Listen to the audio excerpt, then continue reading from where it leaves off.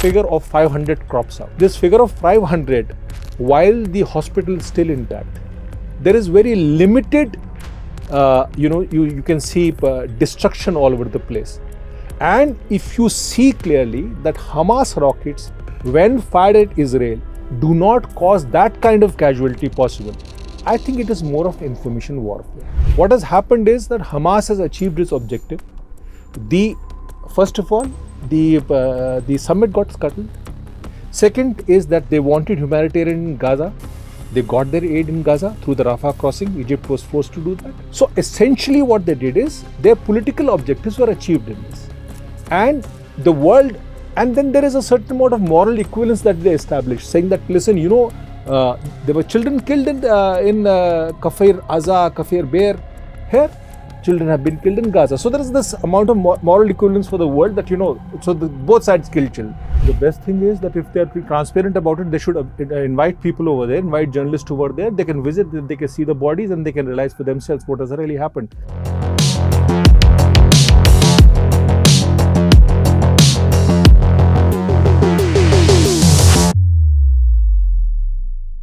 It's the 14th day of the Israel-Hamas war, which is playing out in the Middle East, putting the whole region at risk.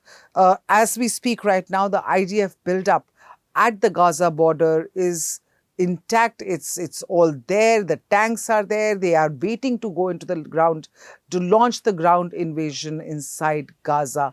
However, the 210 civilians, Israeli civilians being held hostage by Hamas inside Gaza, their safety, their release is their first priority, and which is why perhaps the IDF is being a little circumspect about the ground invasion. I have with me Shishir Gupta, Executive Editor, Hindustan Times Shishir.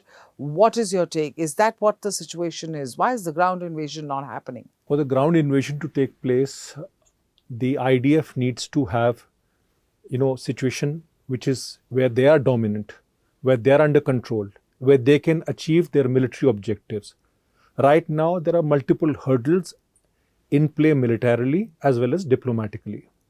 If you look at it currently, in Gaza Strip, you have Hamas, whose military capability is still intact. They're still firing missiles. They're firing rockets all over the place, which means essentially that their tunnels are working.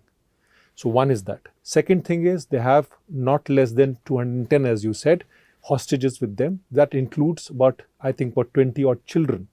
And you've seen what Gaza does to children, and that they have no empathy or anything for anybody. So that is the other hurdle. The third hurdle is the opening up of the Hezbollah front in the north. Now, yesterday there has been firing going on in the north, and Hezbollah, there is a concept which is called the unity of battlefields, which Hezbollah and Hamas have decided, which means they both open two fronts where Israel gets locked in between. Now, this is what is being played out currently over there. On top of that, there has been firings by the Houthi rebels on the American ships. USS Carney intercepted some missiles, some rockets today. They were headed towards Red Sea. So there is a much bigger play that is going on.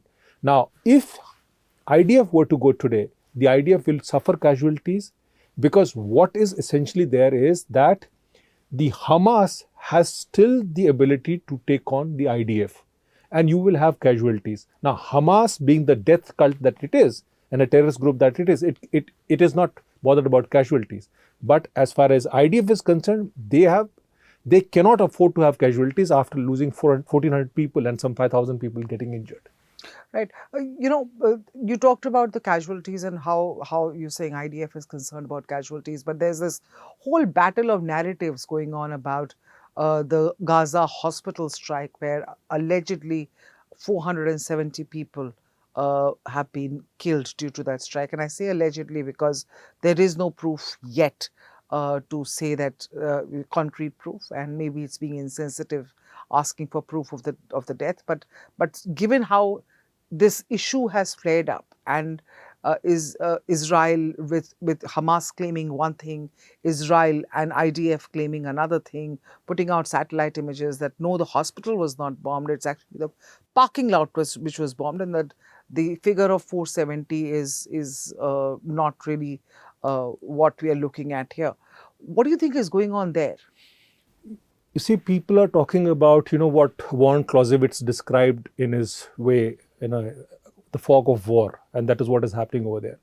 What actually you see, first of all, Gaza rocket strike is a tragedy, period. At the outset, one must condemn it in every way possible. But then when you look at it, what has happened?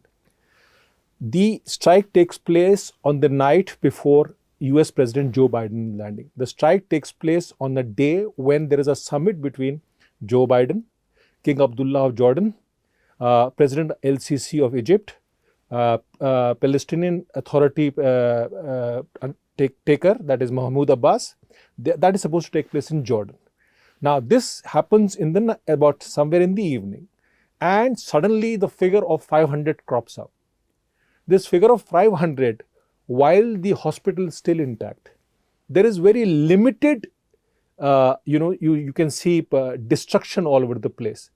And if you see clearly that Hamas rockets, when fired at Israel, do not cause that kind of casualty possible, I think it is more of information warfare. What has happened is that Hamas has achieved its objective. First of all, the summit got scuttled.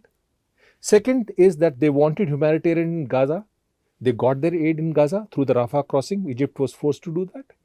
So essentially what they did is their political objectives were achieved in this.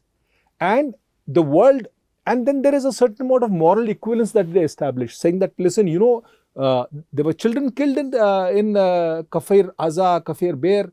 Here, children have been killed in Gaza. So there is this amount of moral equivalence for the world that, so both sides kill children. So that's where it is. But this is more than that. Essentially, the political objectives of Hamas got cleared in this, and the world sort of, woke up to say 500 getting killed. But the point is, if you look at the crater that has been caused by the rocket, the kind of warheads the rockets carry. You know that these rockets are unguided rockets, that they do not have a GPS thing, which the Hezbollah rockets have.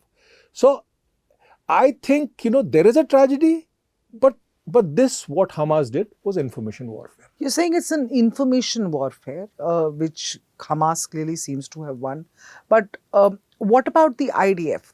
They put out two pieces of evidence. One is an Al Jazeera video, which shows that the rocket, or which aims to show that the rocket was actually fired from within Gaza, which struck the hospital, rocket or missile or whatever it was. The second was a conversation between two people. But again, that is something, people are taking with a pinch of salt. The conversation between two people are not necessarily two Hamas people, but they could be any two people talking.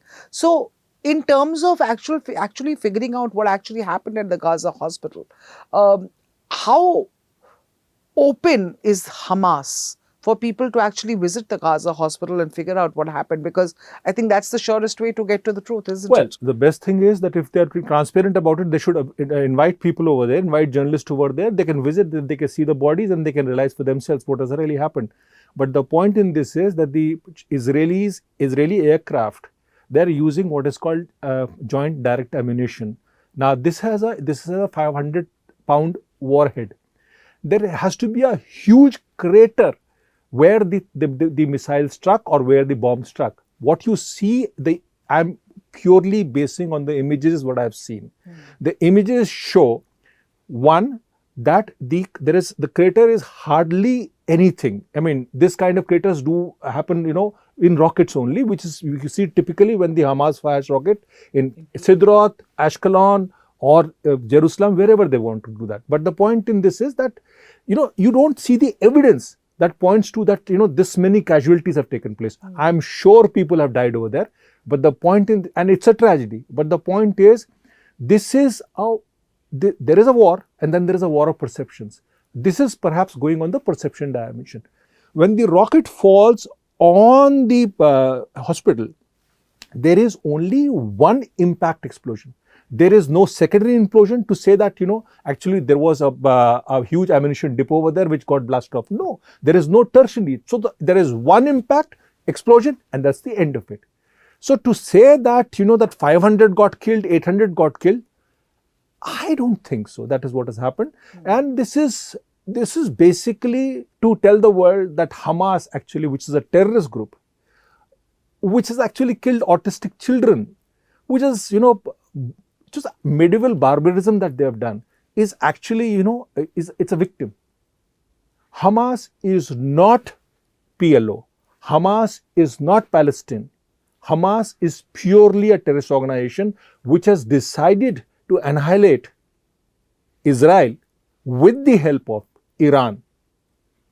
Similarly, Hezbollah is doing the same thing. Now, Houthis are joined in. I think the answer lies with Iran also. The answer, and if Hamas is so clear, Hamas should invite journalists. They can see it for themselves. And if that is the truth, so be it. And let the Israelis be condemned. Absolutely. For it. Hamas is no victim, but the only victims in this case now are innocent civilians, both on the Israeli side, the 1,100 who were killed, and Palestinian civilians who are being killed every day due to these bombings from the Israeli side. But let's come to India. Prime Minister Modi, also sort of condemned or condoned the loss of lives of civilians in the Gaza Hospital strike.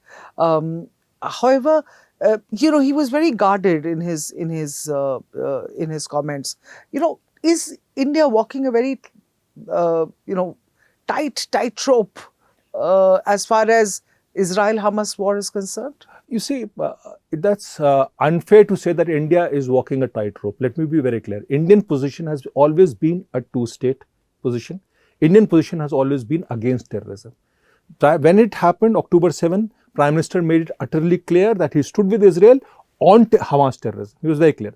When he talked to Mahmoud Abbas, I am sure that he's also discussed that the Hamas should also free the hostages. Right. But the point in this is the PLO, the Palestinian Authority of Mahmoud Abbas, does not have any control over Hamas. You must understand that when he gave his statement, when he talked to the Venezuelan president, he said that Hamas is not the representative of Palestinian people. And then he withdrew that statement. So that is the fear of a terrorist group. And till such time, the moderates like Mahmoud Abbas get up and tell these guys not to do this. Till such time, you will continue to have this whole thing. India, for one, is watching the situation very, very closely. For one, because Hamas has an ideological brother in Lashkar-e-Taiba. When Osama bin Laden formed in 1998 what was called the International Islamic Front, Hamas is one of the members, and so is Lashkar-e-Taiba in Pakistan. The humongous intelligence failure, that is what is being watched. I am told that the intelligence agencies actually have a monitoring group on that, and they're monitoring the war. All right, so the war is being monitored largely from the point of view, of course, what's going on there, but also perhaps from the point of view of India and India's borders, because India also has a very porous border and faces the terror organizations which are hell-bent on creating havoc within our borders. That is why the DGCA, it's recently released a notification where for a hang glider, you need authorization. India is faced with pan-Islamic terrorist organizations based in Pakistan, and there are other groups also which are very much active in AFPAC front. The situation in Pakistan right now is so fluid that if something were to happen, India be better prepared for it. And that's what we're doing exactly. All right. Thank you so much, Shishir, for talking to us. And thank you, viewers, watching this broadcast. I hope you walk away a little more aware about what's exactly happening and playing out in the Middle East.